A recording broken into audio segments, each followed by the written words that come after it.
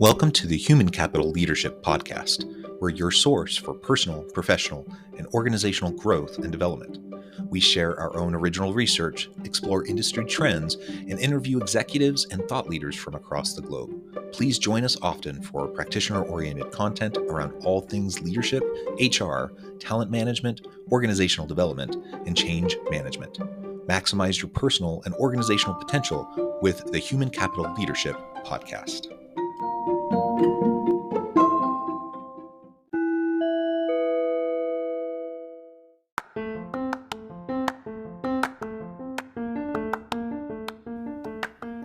Welcome to the podcast. In this podcast episode, I talk with Dr. Michelle K. Johnston about her recent book, The Seismic Shift in Leadership.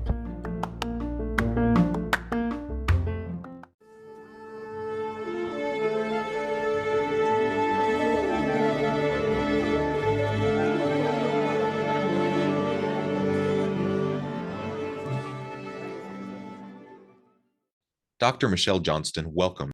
Oh, thank you, John. I've really been looking forward to this conversation. Thank you for having me on your show. It is a pleasure to be with you. You're joining us from New Orleans. I'm south of Salt Lake City in Utah. And today we're going to be talking about your recent book, The Seismic Shift in Leadership. I always love interviewing authors about their books, not only because I'm just interested in the process of the heart and soul that goes into these works, and I'm also just fascinated by the content. So I'm super thrilled to have the opportunity to sit down with you and have this conversation. As we get started, I wanted to share a little bit about Dr. Michelle Johnston's background and bio. Dr. Michelle Johnston is a management professor, executive coach, and leadership expert who serves as the Gaston Chair of Business at Loyola University, New Orleans. Her first book, The Seismic Shift in Leadership, is an Amazon bestseller, which details the need for leaders to shift from command and control to connection to achieve long-lasting results. And I could go on, but I'm going to pause there and refer the audience to the show notes for more details. And I want to give you, Michelle, a chance to share a little bit more about your background and personal context before we dive on into the conversation around your book. Yeah, absolutely. So, as you said, John, I'm in New Orleans, Louisiana. And I've been here for a while, and it's a city that really taught me a whole lot about connection, because it's a city, I dedicated my book to the city of New Orleans, where you don't have to be perfect. And it's a city that really does embrace individuality, and it embraces imperfection, and it embraces community and connection. So I had no idea when I was 23 years old, and I was getting my PhD up the road at LSU, and I was working for a consulting firm and fell in love with this city. I'm not from here. I don't have family here. I had no idea that by making that decision to set up shop here, that it would have such an impact on me and my research. I mean, who knew? So I've been at Loyola University, New Orleans for over 20 years, teaching leadership and management, and I'm an executive coach. And so after all of these years of working with leaders and working with students and researching culture, connection, and leadership, that's what drove me to write this book. Very cool. And as a fellow scholar practitioner myself, I'm at the university south of Salt Lake, and it's kind of a unique thing, right, to have people that are in the academic space and in the practitioner space doing this kind of work. So we have a connection there, and maybe just a little bit about your background, if you don't mind sharing with the audience, how you made that transition or why you decided to make that transition, from the consulting world and practitioner space into academia. And of course, you're continuing to bridge that, and you're doing both. Yeah, it's a cool story. I just had the pleasure and the good fortune of spending Labor Day weekend with my 78-year-old father, and he's fantastic. And growing up, he was a corporate guy with General Motors. So we moved every 2 years, and he always made it such an adventure. Back then, with big corporate environments, if you were good at your job and got promoted, they transferred you. They did not want you leading the people that you had been working with. they promoted you to a new market to learn and grow. And I don't think they do that as much these days because it really wasn't best, I don't think, for the family. But boy, we had great adventures and moved all over the country. And every night we'd have dinner together, my mom, dad, brother, and I, and we would talk about corporate culture, and we would talk about leadership and teams and motivation and how to inspire, how to lead. And so that really set the tone early on for me and my interest in what I eventually pursued in my MBA and my PhD and my dissertation, which is all about culture and connection and environment. And so you had asked about consulting, and I never saw myself, even when I was getting my PhD, I never saw myself as an academic, which is really Mm. interesting. I always wanted to be in the consulting world. And so my entire 20s, I was working for a company called Spectra, and I loved it. And it was really more training and development. And I flew all over the country leading workshops on teamwork and presentation skills and listening and meeting management. I loved it and was in heaven. And I was finishing my dissertation and teaching at Tulane. I was teaching at Loyola, and I was teaching a course at the University of New Orleans and at night, and just loving life. And it was the dean at Loyola, Pat O'Brien, who took me aside. He said, "Hey, I really want you to teach business communication, make it mandatory. It was an elective, make it a requirement for all business majors. And you have the pedigree to do that. And I want you to be in charge." And so that's what brought me into academia, because I didn't pursue the traditional route. I didn't finish my PhD and then go on the market and get whatever Yeah. position. I mean, I was with a consulting firm teaching at night, and he brought me in. And so it ended up being the best of both worlds. But I did end up really putting my head down and having to focus on publish or perish. And I did go on full on tenure track and that route for a while. And then once I made full professor, that's when I really got involved with becoming an executive coach. Yeah. Well, there's so much of your background and your story that resonates with me and is similar to my own path and trajectory. So that's for another day. But thank you for sharing a little bit about that. And I do think the world needs more scholar practitioners that where our research can inform our practice and vice versa, where we can bring in the real world into the classroom and help our students and prepare our students for the jobs of tomorrow. So all of that's amazing. All right, well, let's dive into your book now. You've talked about command and control, styles of leadership, and how that shifted over time. You talked about the connection piece, how that's very crucial and essential in the modern world of work and in the future of work. It sounds like that's kind of the crux premise of your book, The Seismic Shift in Leadership. But unpack a little bit more for us what the purpose of this book was, why this book, why now, and then we can start to dive into more detail. Absolutely. So I've learned so much through this process, John, particularly because all of my degrees were in communication. It was either Mm. public relations, journalism, organizational communication, communication theory. So the lens through which I view the world is from a communicative lens. And yet, what I was seeing at the highest levels of companies is that transactional nature, which was just Mm. communication, getting information from point A to point B, kind of transacting and directing, was what was shifting out of style, Mm. because it was much more of that command and control, hierarchical. I am in charge. I've got the power, and I'm just going to push down the information to you, and you're going to go do it. And I was learning so much about connection, and connection is very different. Connection requires reciprocity, connection requires give and take. Connection actually requires you showing your people that you care about them, that you see them, you hear them, you value them, you appreciate them. And that made me so uncomfortable as an academic. So I was like, oh, no, no, no, no, no. We've got to take feeling out of it. No, no. It's got to be very cut and dry. The leader gives information, directs. And so this whole new line of research really shook my world as well. And I think that's why I called it the seismic shift, because I had bought into the command and control. As a professor, I showed up, I professed, I shared information. Then they had to go and figure it out and do it. And then when the millennials and then all of the different generations started saying, "What? this is not working for me. I want to be seen. I want to be heard. I want to be appreciated. I want to be valued. And I was of a certain age, of the old school, like, your paycheck is your reward. What? You want to go to yoga? What? You want work family balance? What? And I got to tell you, John, as we all know now, they got it right.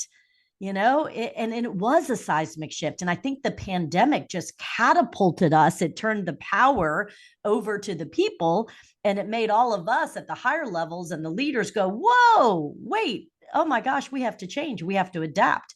I was just coaching one of my favorite clients. He's the CEO of a big healthcare system. And he said, yeah, we just did this huge McKinsey culture survey. And we found out, yep, Michelle, we were right. The new generation does not want to be led by the command and control leaders. We have got to adapt. They want it differently. And finally, I think they have the voice and they have the power. So, yeah, that's why I wrote The Seismic Shift. I think I was a part of the problem in that old school style of thinking. And I wanted to get my message heard, the shot heard around the world. I really wanted to make a big impact. So now I'm only teaching one class a semester at Loyola so that I could make more of a global impact and get the message out and help leaders adapt and adjust and create positive work environments where their people can thrive. This is a whole different way of thinking. Yeah, it really is a different mindset around leadership. And you've identified, in part, there's a generational piece here, right? You go back to the great generation, to the baby boomers, and even Gen X. There's much more of a willingness to go along with this command control, top down, hierarchical type of leadership style. That's kind of what everyone was used to and what they just did. And in part, that I think that's also why some of the attitudes around millennial and Gen Z workers have been, negative, frankly, around, well, these people are entitled. Why do they expect all these different things? And from my perspective, I've been in the space a long time, teaching about leadership and effective organizations, effective teams, employee empowerment, all these related topics. And, from my perspective, I'm just like, no, like, millennial and Gen Z workers aren't entitled. They have an expectation around proper management and proper leadership.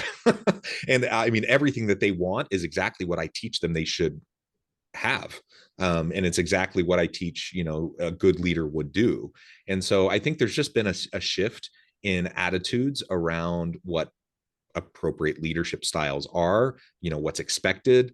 And again, part of that's generational, part of that's just a shift in the landscape, in the landscape of work, regardless of the real driving reason behind it. The reality is today's workforce is demanding it, right? In part, I think this is a byproduct of the pandemic. I think lots of people, including older generations of workers, Gen X and baby boomers, increasingly also, during the pandemic, realized, why am I doing this? I expect more from my employer. I expect more from my boss. And generally speaking, I think these are all healthy things, to push back a little bit and to challenge some of the assumptions that perhaps we've had in the past around the way work should function and the way leaders should lead, etc. So that seismic shift piece that's in your title, I think that's very appropriate and it's telling. And it's not to say that there haven't been people in this space talking about this and pushing towards this kind of reform and this kind of a shift for a long time, because there has. But I think there's been a lot of resistance over time, and I think we've continued to make steady movement in the right direction. And I think the leaders of today and tomorrow, and the organizations of today and tomorrow that are going to be successful and sustainable, who are going to be able to attract and retain good talent, are the ones that lean into this connection piece that you've so aptly highlighted. So maybe tell us a little bit more about that connection piece. I know so much of your research has been around this. Why have you identified connection as a really critical piece towards these long-lasting, sustainable organizations and the types of results that everyone wants to see? Yeah. And so now my new tagline is connection drives results. And that's what Mhm. all the research is showing, is that if you build a culture of connection as a leader, whether it's just with your team or across divisions or with the entire company, if you intentionally build time for meaningful connection and show your people that they're not just a cog in a wheel, that you're not just interested in them and the results they bring and the numbers, that you care about them as a full person, and you give your team a chance to get to know each other as full humans. As a matter of fact, I just got off of a coaching call with a CEO of a hospital, and I said, so what do you give me one best practice that you're doing this month to connect with your people? And he said, we're meeting at happy hour tonight from 4 to 6. And he said, and they've been wanting this for a while. It's been a grind. And so even just something like that, it's been, once a quarter, I'm advocating for leaders to bring your people together, do an offsite. I just worked with another CEO, and he invited me to his offsite, and they did a cooking competition to kick off the day retreat. So the night before, we all showed up. We're in New Orleans, so we have these great cooking schools, and it was a competition. And it was so amazing to see the laughter, the levity, and just not talking about work. Yeah. And what a great kickoff. So yeah, it is all about intentionally building a culture of connection. I really think, John, that Brene Brown really planted the seed when she started talking about, when her TED talk went viral, and she really started talking about belonging, and that the opposite of belonging was fitting in. And I think what happened was, so many of us of a certain age and generation, I'm Gen X, we were trained to fit in and adapt, Right. and not necessarily be an individual. And especially as a woman, I was kind of told, or at least the messaging I got was, you can't really throw, I don't want to curse on your show. I think It's fine. I think it was something like, as women, we really just needed to fit in. I remember when I was coming Yeah. up in the tenure track position as junior faculty members, we were told to not speak during faculty meetings. We were told that, Really? do not speak during faculty meetings. If I were you and you want to get promoted, don't speak. And That's terrible. so it's terrible, totally terrible. And so I think the message was, we just had to fit in, look around, fit in, look around, fit in. And yet that's the opposite of belonging. And as Yeah. humans, we want to belong. Well, what's the essence of belonging is connection. So how do you truly feel connected with your tribe, right? If you're encouraged not to even speak. So I think she planted the seed that we as humans, and boy, did that TED talk resonate and made her a superstar, because we as humans realized that there was something missing in our lives and we wanted more belonging. And It and so resonated with it everybody, right? Like resonated with everyone knew that that was a everybody. true statement. Yes, I remember tears rolling down my face when I read her book, The Gifts of Imperfection, because as a corporate brat, growing up, moving around every 2 years, I had become really, really good at fitting in. To at a great cost to myself, because again, at Loyola, I just kind of did what was expected of me, and I fit in, and I didn't raise a ruckus, and I didn't do anything to really differentiate myself. And so how can you truly be successful if you're just trying to be like everybody else? And it wasn't until I read her book, The Gifts of Imperfection, realized that I had not owned my story, that I was not authentic, that I would show up to the classroom just trying to be like everybody else of whatever success looked like to me. And no wonder I wasn't soaring. I mean, I was surviving, I wasn't thriving. And so it wasn't until I had that big wake up moment and I realized, wow, I need to figure out who I am. I need to stop adapting and really differentiate myself and lean in with my gifts, right? The gifts of imperfection. And John, once I did that, my career took off. Everything changed. And I so I really like how you talked about surviving versus thriving. That's the difference, right? And so many people find themselves in that situation where, for whatever reason, whether it's the intention of the leader in the organization to kind of put them in that box or not, or it's just societal norms and values and whatever they feel like the perception of what they are expected to do, whatever the reason for it. When people are surviving, they're not thriving. They're When people are trying to fit in, they're not being their authentic self. And you just mentioned, like, we need to rock the boat. We need people who are going to challenge stuff. We need people to make good trouble in organizations, and we don't need people to sit by and play nice and just don't say anything. I mean, there's so much layered sexism into that comment of what you received about not talking. in those meetings. I can't even believe that someone told you that, on the one hand. On the other hand, I get it, because in a world where it's messy and complex, especially for women, or for women of color, or for other marginalized populations, it seems in some ways as good advice to move forward and to get ahead, but it's really terrible advice, and it's horribly sexist advice. And we need to disrupt that. We need people to do more challenging, right? You are so right, because the messages I got was to tone it down, and that Yeah. I had a big personality. And so I thought, oh gosh, okay, well then I'm not going to be successful if I lean in with my big personality and my excitement and my enthusiasm for my craft. And so I just became a different person. And the good news is it didn't work. Mm. And the dean called me in his office and said, why are your faculty evaluations lower than average? I said, well, I don't know. I'm doing what everybody told me to do. I'm doing exactly what everybody told me to do. He said, well, look at, and this was really great advice. He said, well, look at what they say your strengths are. He goes, what are your strengths? What are your students telling you that work? And I said, well, they say I'm really enthusiastic and passionate.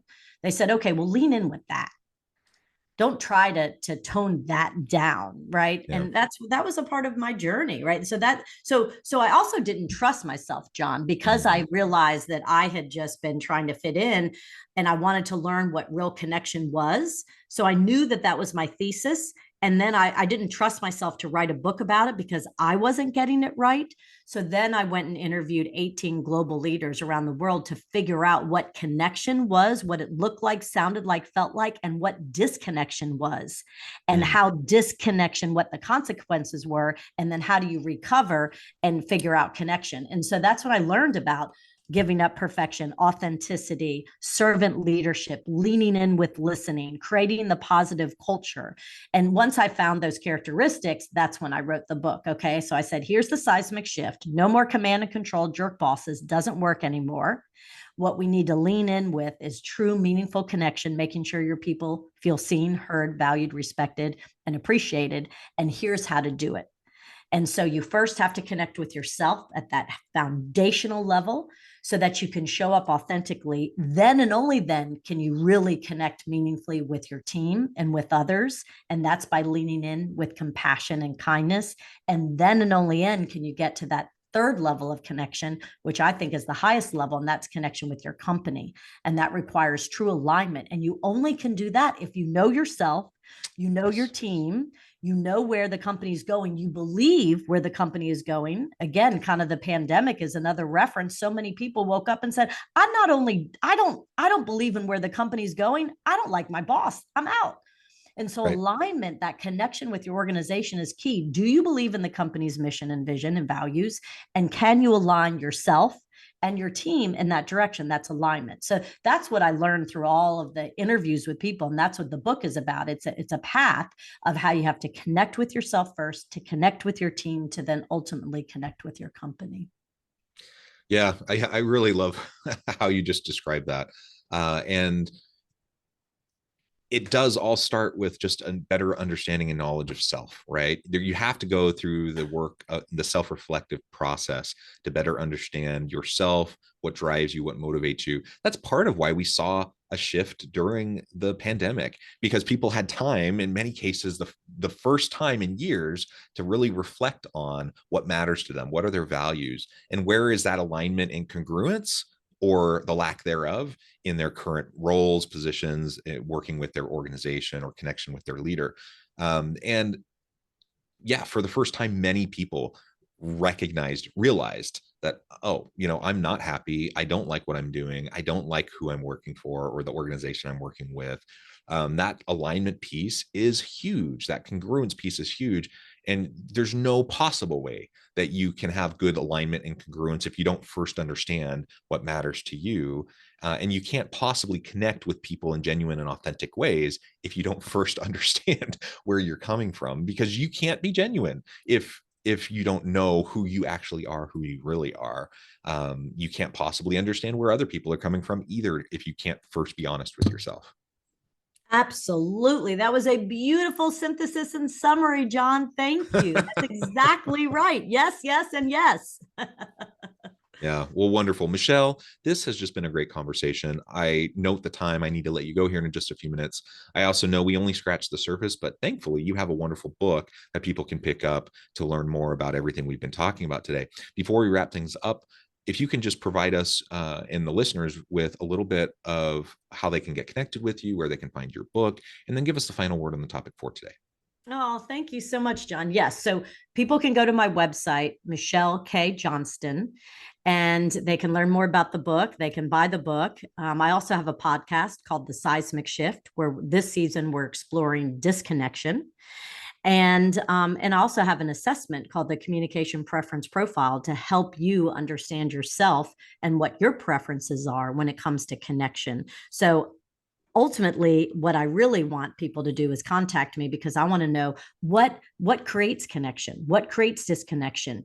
Holler at me, fill out the contact form. I would love to hear from you all, the listeners.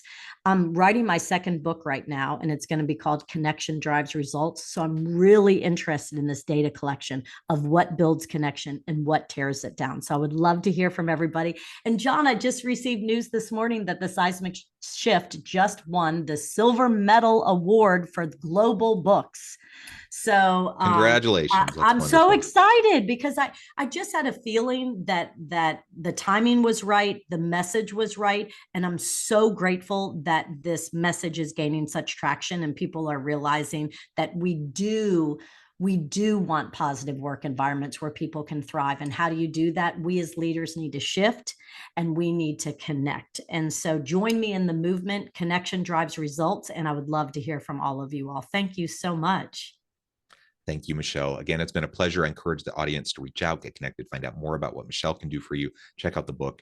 And as always, I hope everyone can stay healthy and safe. You can find meaning and purpose at work each and every day. And I hope you all have a great week.